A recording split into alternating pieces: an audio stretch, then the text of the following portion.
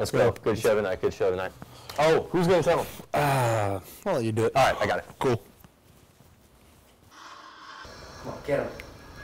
God, I love dinosaurs. Well, hey, buddy. How's it going? It's good. I'm just watching. Hey, listen, I don't really care about that. Two quick things. Dan's out. He's gone. He's fired, so you're also fired. Wait, and, why are you firing me? Ooh, is Graham's intro on this this flash drive here? Yeah, but why are you firing me? Hey, thanks a lot, buddy. I'll see you later, huh? But that intro is dino-rific. This sucks.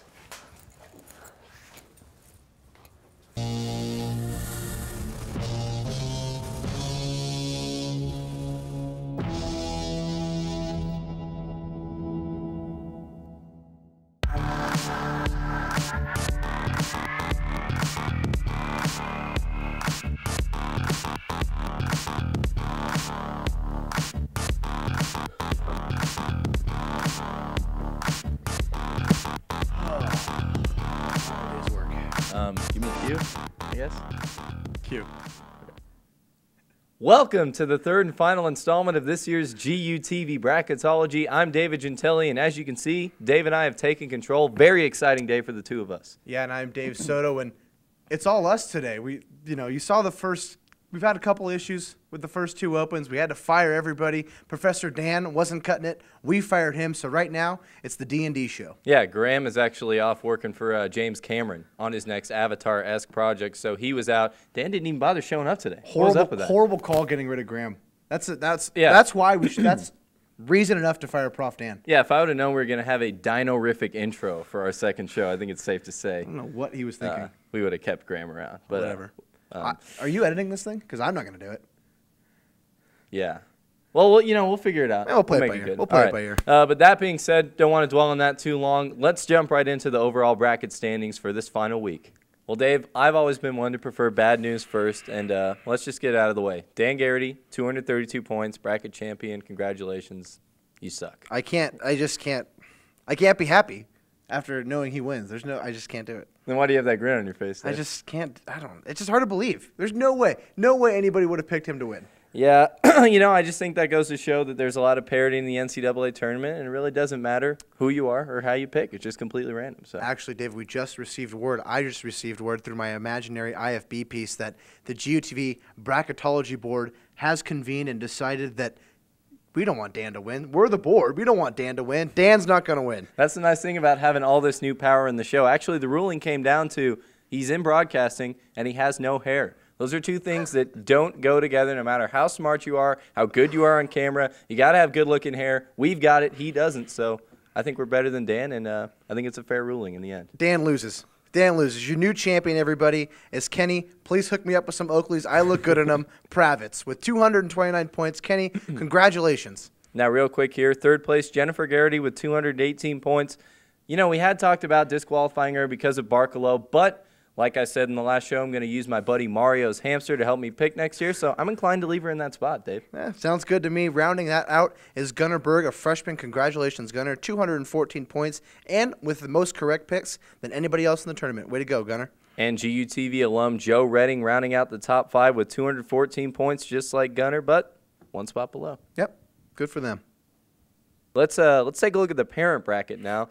Bill Rosenberger, Pam Gentili, we had a lot of controversy there, obviously, last week, and I feel like I need to take a moment here to address that. I didn't hear anything back, honestly, from anybody about it, not even my mom. Maybe she hasn't watched the show yet. I don't know, but, Dave, I'm inclined to let it stand. Yeah, seems good to me. Hey, hold on, Dave. Let me ask the committee what we think we should do. Yeah, we are the committee. Okay. I'm going to let it slide. I'm going to let that go. Seems good to me. Well, there's always a challenge in broadcasting of coming up with new material. So we're going to twist the parent bracket a little bit and talk about my brother, Anthony Gentili, finishing with 148 points and me with 145. I kind of want to change it, but I don't know, Dave. What do you think? He beat you, man. He's older. He's better. He got you. I mean, tip your cap. You'll get him next year. You're cool. Yeah, he also went to USD. So I think you got him there. The overall running joke on both there. sides of basketball is ultimately going to be on him. So, yeah, that'll wrap things up for the parent bracket. All right, we jump into the alumni bracket now. You saw your champion, Kenny Pravitz, 229 points. Finishing second, you already heard about him, Joe Redding, 214 points. Shalon Clark, making big noise out of Hawaii, 208 points. And Becca Doyle with 195 points. Congratulations to everybody who finished well in the alumni bracket. Time now to introduce our alum of the week, and this week's honor goes to John Billings, class of 2006. John is now the GM of Tacoma Tide FC and the Seattle Sounders women's team. Now, John got his start calling baseball in the prestigious Alaskan Summer League. David, that sounds perfect for me. Yeah, obviously. I mean, you did a really good job calling the GU New Mexico baseball game. You have a pretty good guy as far as play-by-play goes. That's true. So, Doesn't if you want to thank me for that now, it'd be doesn't get much better. But the folks of this, sorry, shouldn't be on us. It should definitely be on John. I just want to say he was up here in Spokane last weekend. Me and a couple other students and Dan had a chance to sit down with him. We had a very nice conversation about what it's like to get out there in the real world, get that real world experience. I think one of the things we emphasized was that you got to be willing to do anything and work with just about anyone just to get your foot in the door. And that was definitely something that was very valuable for me. And Dave, for all the advice we've been getting from the alums so far, what have you been able to take away from that? Well, I think that's it. You know, be able to do anything, be able to do everything too, not just be beautiful on air like I am, be able to shoot and edit and all that good stuff really is going to take you a long way. Well, we want to thank John. We want to thank all you alums for everything you've been providing for us, from the donations to the technical feedback. It's really helped us out a lot here. And now when GUTV Bracketology ends, we want to give you the opportunity to continue to help us. And for more on that, we'll kick it over to Professor Dan. You know, it's that time of year again. We're 5 weeks away from graduation, and that means we're getting really, really close to one of my favorite times at GUTV, and that's when the seniors who are graduating go up the ladder and sign the cable tray. It's a sign that we left our mark on them, and they in turn leave their mark on us. I was walking around and taking a look at some of the more memorable signatures. I remember Eric Hines, one of the first ones to sign the cable tray, wrote, "The world is my tripod." Thank God he finally remembered all of that. Corinne Buchanan, back in the day, wrote, and she'll never forget what she did at GUTV. And there's Chris Bach, who, well, he just signed his name and then he printed it so that we would always know that it was Chris Bach. But it's a special time, and this time I want you guys to help out, because this time the cable tray signing ceremony will include an end-of-the-year award ceremony. We're going to have an award for the best director, the best producer, the most valuable player. But here's where you come in, alums. I want you to help me decide who is the best anchor and who has the best package. So if you want to help me judge, just send me an email to garrity@gonzaga.edu. I'll set up a special YouTube account, and you can watch and find out for yourself. You judge who is the best anchor and who had the best package this year. Sure would appreciate the help, and just one more way for you guys to reconnect with what's going on here. As always, keep up the good work. I'm proud of you, and when you're in Spokane, come by once in a while, okay? God bless you all. Professor Dan, thank you for those great words you just said. What a great way to go out for your last appearance here at GUTV Bracketology. Well, it's time for us to take a commercial break, but coming up on the other side of that break, Dave and I will sit down with unquestionably the busiest student in GUTV this semester. She's got a lot on her plate, and you're not going to want to miss this one. Hey guys, Colin McQuilkin here. You may remember me, I was the editor last week. Even though David and Dave fired me, I'm not that bitter about it. I figured I'd help them out again. Plus, I'm promoting the Ask Professor Dan show, which will be airing soon. It's a live cyber game show we do here on GUTV. Come by, check it out. This episode is going to be a PR student versus a broadcast student versus a journalism student, and they'll be playing to win money for their department. So check it out. Now back to you guys. Welcome back to GUTV Bracketology, and at this point David, in the show, hold on a second. I want to have a quick note here about the Ask Prof Dan show. As somebody who was a contestant on the show twice, I would encourage you not to watch. See, I got screwed. Both times I was on the show, I had a comfortable lead, and a rigged scoring system cost me the game. I'm still upset about it. Any theories as to why that might have happened? I couldn't tell you. Honestly, I'll say the scoring system, not great. I think that mostly falls on Dan, but if there's no other reason for you to watch the show, do it because our former editor, Colin McQuilkin, is directing. He's obviously having a rough time being fired from here, so I'm amazed he still found that'd work. be a good reason to check it out. I'm amazed he still found work. Now, speaking of people who are doing a lot of work here in the program, I wonder if you alums can imagine taking 203, 303, 469, and broadcast journalism all in the same semester. Now, for those of you who aren't familiar with this, these are 4 classes that I personally took in 4 different semesters, so that's a lot of work to have on one person's shoulders. Well, we have somebody here with us tonight who's doing just that. Lucy Cook, a foreign exchange student from Australia, is in all 4 of those classes right now in the program. Lucy, I want to start off by asking, when you were looking for a study abroad experience, why did you choose Gonzaga? Well, I must say that I came to Gonzaga just for the weather. No, not really. No, the broadcasting program looked quite specky on the old computer. So no, and I'm here and I'm loving it, and the sense of community is absolutely fantastic, and I'm very lucky to be here. Lucy, what interests you in broadcasting? I think it's just the development and the process, and particularly in how our globalized economy is developing. I think back home, Australia's such a young country, and we've got so much to learn from the States. So that's why I think being a part of the experience over here is going to give me a massive advantage when I get back home.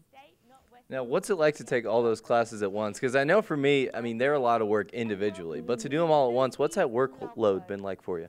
Oh, look, it's an absolute hoot. I love it. I've moved into the building.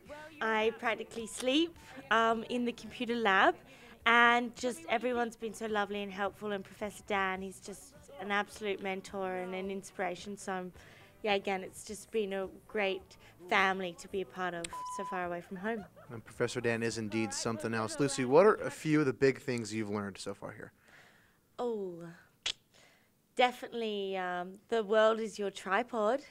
That's a big one. I think just non-linear editing is quite a gift, particularly anchoring and production, and being part of the crew, having a go at all the different elements. But hopefully, yeah, when I get back home, I want to create a show about sex ed and teen health for kids. So that'll be good. Well, thank you very much for your time, Lucy. And I think safe to say that her job and what she learns is a lot different than what it would have been if she had come to the program, say, 5 or 6 years ago. And a big reason for that, Dave, is all the new equipment that's here. So that leads us into our alumni question of the week, and that has to do with what are some of the new exciting things we have as far as equipment goes. And for that, we bring back Chief Broadcast Engineer Phil Taylor. Well, this summer we plan on doing a lot of upgrades, actually. If we get the money for it, we will hopefully put what's called TriCasters in our studio and in the mobile dog pound. Both areas we're looking at upgrading. TriCasters upgrade our switcher, which most of you remember, the Star Wars switcher that we're using right now. And then also our replay unit and our CG. So hopefully we'll have all that to entice the students with next year. Well, this year we've added 3 Panasonic shoulder mount cameras for mainly for shooting off the shoulder rather than holding them out in front of you. So hopefully we'll get the money to do all that. Well, nice to see Phil back on camera here at GUTV, talking about some of the nice new things we have here in the program and some of the things we hope to get for the future. And Dave, we need funding for those things we want to have in the future. Yeah, there's only one way for us to get all those nice new shiny toys, and that's with more money. And that's going to come from your donations. Now, last week, Dave and I were a little disappointed. I went home in tears, finding out we just raised $20 from the alumni. $20, come on. Keeping our fingers crossed. Here's the final number, David. What do you got for me? Woo! I dig it. That's real nice. I dig it. That's real nice. Stepping your game up, alumni. $225, significantly more than what we had last time. Absolutely. I'm surprised. I didn't think that we'd get anywhere near this much. I just think it goes to show that, you know, we can really make a difference with this broadcasting thing. And we're doing something good here. Wow. Thank you. Thank you so much to all the alums. And as you know, like we've been saying all along, this is an ongoing process. It's a learning process for us. So if you have any questions or comments, feel free to send an email to garrity@gonzaga.edu. For my broadcast partner, Dave Soto, I'm David Gentili. Hey, very happy to have you along for the ride here. We also want to give a shout out to Dan, even though I don't want to, Dave. Maybe. But, okay, little mini shout out to Dan. And, of course, all the great editors who helped us out, Colin McQuilkin, Graham Enos. Thanks a lot, guys. We really appreciate your work. Hey, absolutely. Look out for us. We might be back next year here on GUTV Bracketology. $225. That's pretty good, man. That's I honestly, when I saw the figure last week, I was. There's no way. I was thinking more like the $60 range. Good for them though. What are you gonna buy with that? Like half an SE? Who's gonna edit this thing? I'm not. You got it. No, you got it. You're a much better editor than I am. Trust me. No way, dude. No, we're not getting Colin back. Well, I'm certainly not getting. We're not getting Graham back. Cameron's not gonna let him out of his contract. Let's be real here. Whatever. What are we gonna do? This stinks. What was Dan thinking? Why didn't he show up tonight? Whatever. All right. I'm glad. Well, I tell you what, we should try and find somebody. Let's go find somebody that can probably do it. Nah, I'm not doing I'm sure it's easy. Can't be hard, right? Yeah, really. I mean, we make it look good. We're doing all the right. hard work. All right, right? let's figure it out. Let's find somebody. Cool. So I was done with editing in 303. All this stuff about being well-rounded is a joke. Editing's- We're too good to do that. Editing's for ugly people. Wait, I'm not what, doing that. what about? Hey, but Nate, right? Yeah. Yeah, great. I'm going to go ahead and need you to edit this for me. GUTV Bracketology. You've probably heard of it. Nice. Thanks, Nick. I Thanks a appreciate lot, it, Nick. buddy. Hey, this is what I like. We're solutions-oriented people.